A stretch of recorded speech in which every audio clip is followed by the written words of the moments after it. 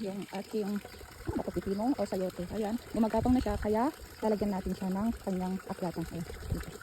Kaya sa akong mga kandoon, kukunin ko siya para gamitin dito pagapangan niya.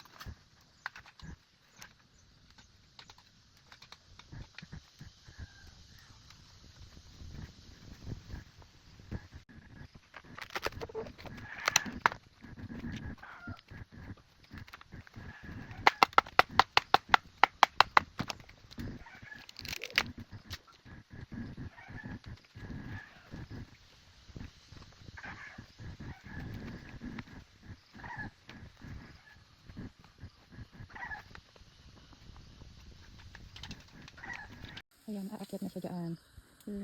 May bahay na siya dyan. Ayan. Kain po tayo, ayan. May ulam tayo na laman loob ng baboy. And then, may, ano to, lechon. Ito itatabi ko kasi dadam ko siya. Hihiwain ko mamaya. And then, sasabukan ko siya ng ano yung ampalaya. At ito, may gulay-gulay siya na may karne, carrots, and ewan ko kung kaldereta sa kanila yun or anong tawag sa kanila kasi yung birthday kagabi and then pumunta kami mga Bisaya, hindi ko kasi alam yung mga luto nila. So kain tayo. Sarap. Ayan, pina-take out ko pala dito kagabi. Nagpunta kami kagabi na birthday. Sarap.